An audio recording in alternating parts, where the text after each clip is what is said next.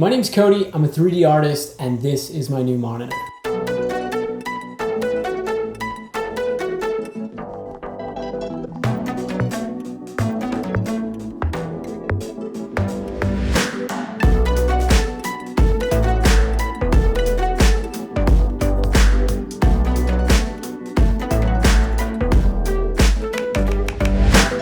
You might be a little surprised at the price of this monitor. It's expensive, but later on in the video, I'm gonna tell you how I got this monitor quite a bit cheaper. Let's talk about the body of this monitor. It's huge. It's 40 inches diagonally. And just to put that into perspective, why don't you visualize a 40-inch TV on a wall, and then you take your fingers and you just smoosh it down and you put that on your desk. That's what this is. It's a monitor that deserves to be on your wall, but it's been formatted for your desk. The screen itself is 5K, 2K. And you may be wondering what in the world that is. It's pretty much a marketing term because this is a 4K monitor with an additional third. So you end up with this 5K resolution across and 2K resolution from top to bottom. Now let's address the elephant in the room, which is curvature. If you're a creative, which this monitor was primarily created for creatives, you probably have some tension because you know you're not supposed to have a curved monitor. That's what we've been told for the longest time. You don't want to have a curved monitor because it's going to produce different results for you than it does when it lives in the actual world. None of the stuff we're creating is going to be on a curved surface, so why would we create on it? But I think there's a big misunderstanding with this particular monitor.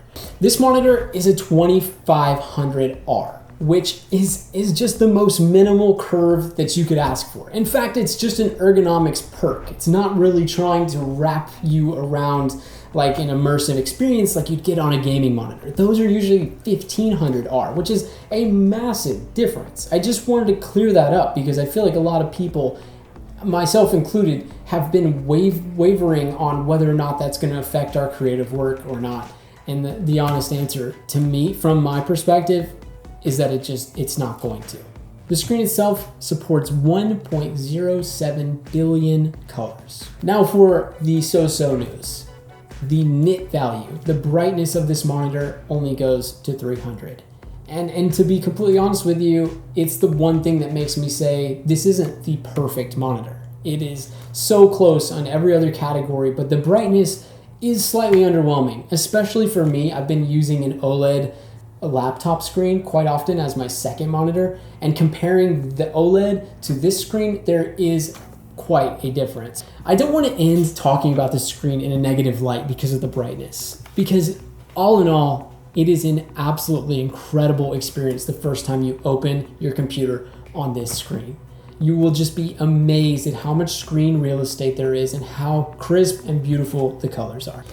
Dell has been smart enough to include these partitions that they've pre-built, so everything snaps and can belong to a certain area of the screen without you having to manually resize things. On top of that, if you have a laptop that can be powered by USB-C, like any of the Apple laptops, all you need is one cable running to this monitor and it's going to power your laptop and it can be used as a USB hub. One cable can do all of it.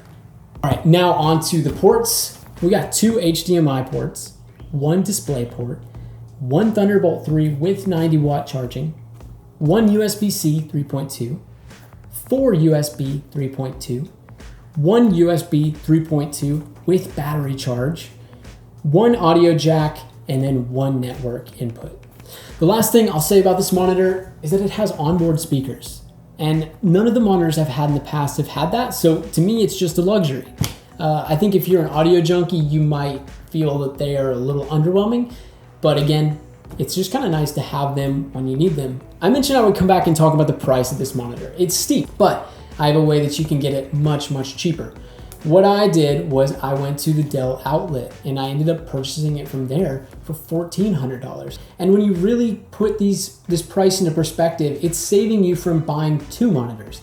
If you were to buy 2 Dell Ultrasharp monitors, you're going to end up at nearly the same price, maybe more.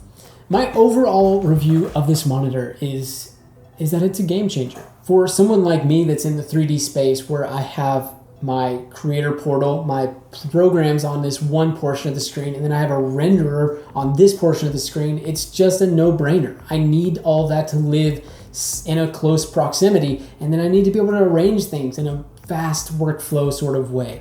And I think a lot of you creatives, whether you're in the 3D space or not, are just gonna find that this monitor checks a lot of boxes and makes you a lot better at your craft, and you can be a lot more confident at what's coming out of your machine. I will leave you with that. Thank you so much for watching. I hope it's been helpful.